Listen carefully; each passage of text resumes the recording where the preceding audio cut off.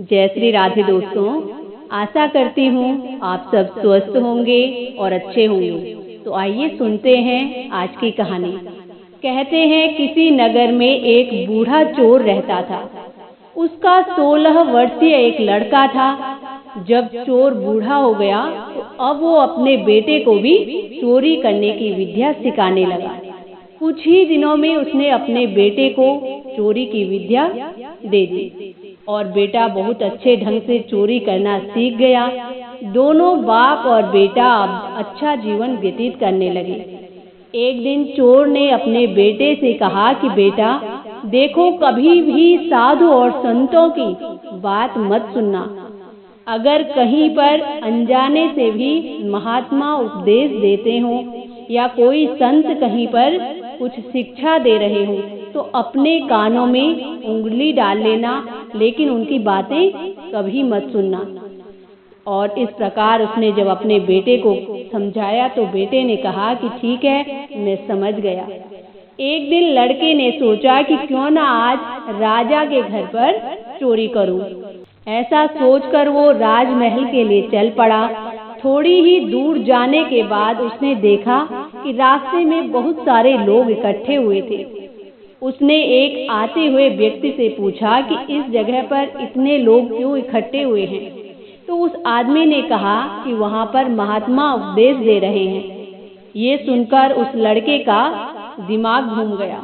उसने कहा कि मुझे तो संतों के उपदेश नहीं सुनने हैं, कहीं गलती से भी मेरे कान में कोई शब्द चला गया गलत हो जाएगा। और अब वो अपने कानों में अपनी उंगलियां डाल लेता है और वहां से आगे चलने लगा। जैसे ही वो भीड़ के पास पहुंचा तो तभी अचानक उसका पैर पत्थर पर लग गया और वो नीचे गिर गया। उसी समय महात्मा जी कह रहे थे कि कभी भी झूठ नहीं बोलना चाहिए। जिसका नमक खाएं उसके साथ कभी भी बुरा नहीं करना चाहिए और ना ही उसका बुरा सोचना चाहिए। ऐसा करने वाले को भगवान हमेशा स्वस्थ और सुखी बनाए रखते हैं। ये दो बातें उसके कानों में पड़ गई। अब वो वहां से झट से उठा और अपने कान बंद करके राजमहल के लिए चल दिया। वहां पहुंचकर जैसे ही वो अंदर जाने लगा तो उसने देखा कि वहां पर एक पहरेदार बैठा था। अब पहरेदार ने उसे रोका कि कहाँ जा रहे हो, तुम कौन हो। तो उसे महात्मा का वो उपदेश याद आ गया कि झूठ नहीं बोलना चाहिए। तो चोर ने सोचा कि क्यों न मैं आज सच बोलकर देखूं। उसने उत्तर दिया कि मैं चोर हूँ और चोरी करने जा रहा हूँ। तो पहरेदार ने कहा कि ठीक है, अच्छा जाओ, क्योंकि वो सोचने लगा कि ये राजमहल में जा रहा है तो मजाक कर रहा होगा। अब चोर सच बोलने के बाद महल में प्रवेश कर गया। एक कमरे में गया, वहां ढेर सारा पैसा और सोना था। उसका मन खुशी से भर गया और उसने वो सारा सामान एक थैले में भर लिया। तभी वो दूसरे कमरे में गया तो वहां रसोई घर था। वहां पर अनेक प्रकार के पकवान थे। उसने पेट भर के खाना खाया। खाना खाने के बाद वो थैला उठाकर जब वहां से चलने लगा तभी उसे महात्मा की याद आ गई कि उसने सुना था कि जिसका नमक खाओ उसका बुरा मत सोचो।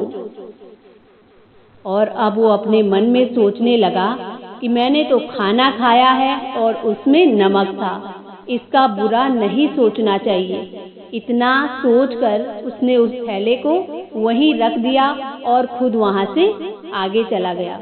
फिर बाहर आने पर पहरेदार ने उसे पूछा कि क्या हुआ, चोरी नहीं की।